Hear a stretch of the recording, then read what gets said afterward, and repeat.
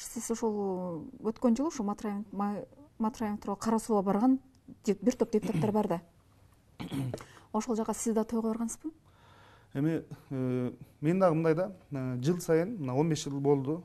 Жаштар ынтымагы деп ал жерге 10 миң эл чогулуп, 3-4 миң спортсмендер чогулуп, футболу, кыргыз күрөшү, кыргыз улуттук оюну көк бөрүсү, кол күрөш, гира көтөрмө, жөөгүлүк жыл сайын өткөрөбүз. Ушу айылдын, райондун жаштары мына биригип алып 15 жыл болду. Биз дагы мына канчалаган депутаттарды чакырдык, канчалаган вице-спикерлер чакырдык. Мына биз вице-премьерлер чакырып жүрөбүз. Азыр Чүй областынын Көк Бөрү федерациянын президенти мен 2 жылдан бери ал жерге премьер-министр баягы келип өздөрүн барып көрүп колдоосун көрсөтүп атышат.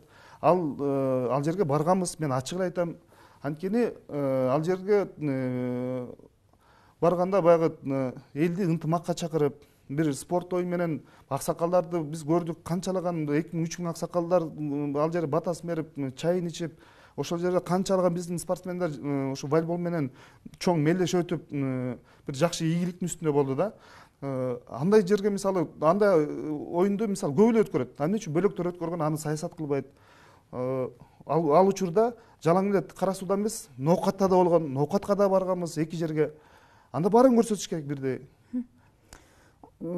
Матраев камакка алынгандан кийин социалдык тармактарда ошол тойго барган депутаттардын бири дагы ошо болгон митингге барган жок деп талкуу болду да. Сиз кандай дейсиз? Бул жерде мындай чукул болуп калыш керек. Мындай тарапташтар бир топ адам чыгып колдоду. Ал мынакей жөнөкөй, карапайым, мисалы эч бир мисалы ал адамдан жардам албаган адамдар барды.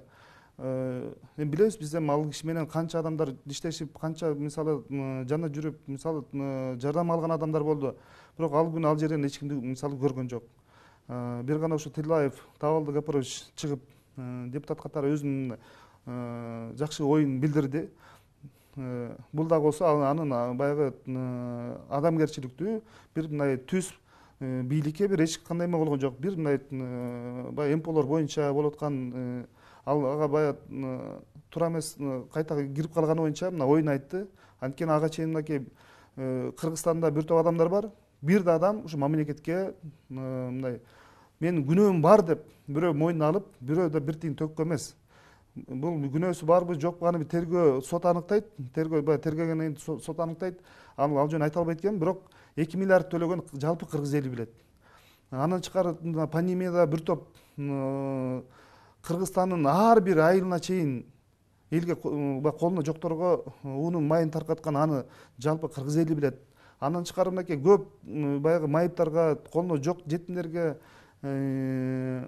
баягы окууга өткөнгө, операция кылганга бир топ адамдарга жакшы нерсе, жакшылыктар кылыптыр, акчалай жардамдар бериптир. Аны мына соц тармактан да көрүп атабыз.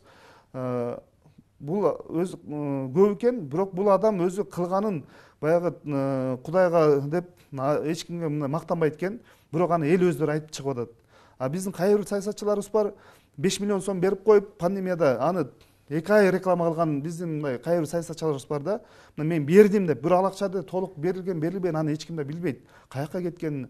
Ошон үчүн мен ойлойм, биздин керек болсо мындай кыйын жигиттерди туура мамлекетке колдоно турган, анын мисалы күчүн ала турган, мисалы ушу кыргыз элине жумшагандай кылып туура колдонушубуз керек да.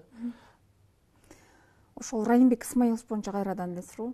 Ошол Райымбек Исмаиловичтин камакка алынышы саясий буйртмабы же батыштын кызыкчылыгы болуп калдыбы? Эми саясий буйртма деп айтыш кыйын, бирок бул жерде батыштын кызыкчылыгы менен бир жөн эле курал болуп атат да. Мен жана айтып кетпедимби? Андан башка деле мына бир топ адамдар бар. Мисалы Шадиев, ошондой эле Аскар Шадиев бар, Америкада жүрөт, анын качып кетти. Канчалаган адамдар мына четке качып кетти баягы коркконунан. Бул качпастан барып суракка кирип, жана 2 миллиард акчасын төлөп берди да. Бул бир гана саясий башка мамлекеттин кызыкчылыгы болуп атат да.